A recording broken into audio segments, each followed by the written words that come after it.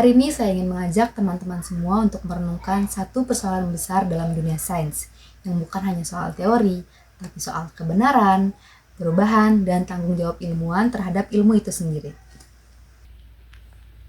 Kasusnya begini, seorang profesor biologi molekuler yang sudah sangat terkenal telah mengajarkan teori lama tentang bagaimana DNA bekerja dalam proses reproduksi sel. Teori ini bukan hanya diajarkan, tapi sudah menjadi bagian besar dalam berbagai penelitian, bahkan sampai digunakan dalam terapi gen. Namun, muncul data baru. Tim peneliti muda dari universitas lain menemukan bahwa dalam beberapa kondisi, teori itu tidak berlaku. Artinya, ada hal-hal yang lebih kompleks terjadi, khususnya melibatkan interaksi DNA dengan faktor lingkungan. Temuan ini membuat teori lama mulai dipertanyakan. Profesor itu merasa tertekan, bahkan mungkin goyah. Tapi, alih-alih marah atau menolak, beliau justru mengundang tim muda itu untuk berdiskusi secara ilmiah.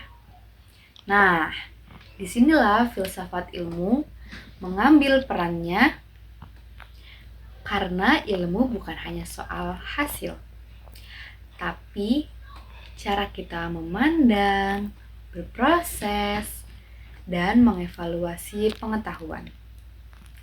Mari kita lihat kasus ini dalam 3 aspek utama. Ontologi, epistemologi, dan aksiologi.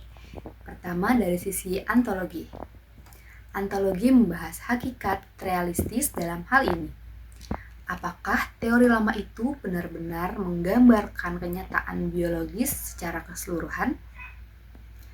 Atau hanya sebagian kecil dari kebenaran yang sifatnya kontekstual? Tim muda menemukan realitas baru, bahwa proses reproduksi sel bisa berbeda, tergantung spesies dan lingkungan. Ini menunjukkan bahwa realitas itu kompleks, tidak tunggal, dan ilmu harus terus membuka diri terhadap pemahaman baru. Kedua, epistemologi. Disinilah proses falsifikasi dikemukakan oleh Karl Popper. Popper bilang sebuah teori ilmiah itu tidak boleh dianggap benar mutlak. Justru yang baik itu harus terbuka dan kalau perlu dibantah. Dalam kasus ini, tim peneliti muda tidak asal menolak teori lama. Mereka menggunakan data, metode eksperimen, dan analisis statistik.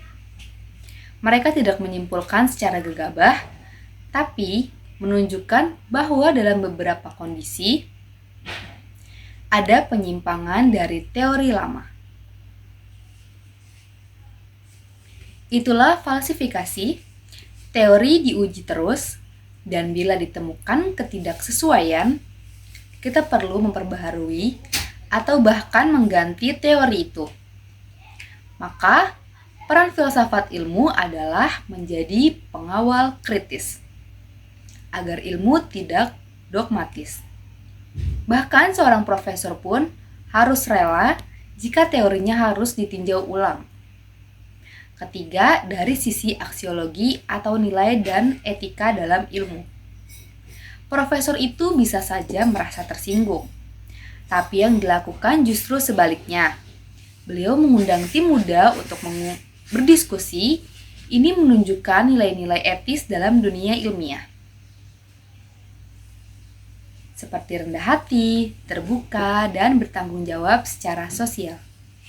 Dalam ilmu, kebenaran bukan milik pribadi, melainkan milik bersama yang harus terus diperjuangkan demi kemajuan umat manusia. Bayangkan, kalau profesor itu memilih untuk menyangkal dan menolak temuan baru. Bisa jadi dunia akan kehilangan pengetahuan penting yang bisa menyelamatkan nyawa melalui terapi gen yang lebih akurat. Lalu, apa pelajaran besarnya? Ilmu itu dinamis, bukan statis. Kebenaran ilmiah bukan kitab suci yang tidak bisa diganggu-gugat. Ia seperti pohon yang terus tumbuh, bercabang, dan berbuah. Seiring berkembangnya metode, penemuan, dan data baru, disinilah filsafat ilmu menjadi kompas intelektual. Agar kita tidak sesat jalan saat menilai sebuah teori atau pengetahuan. Sebagai calon pendidik, saya juga belajar bahwa kita tidak boleh hanya mengajarkan ilmu sebagai kumpulan fakta.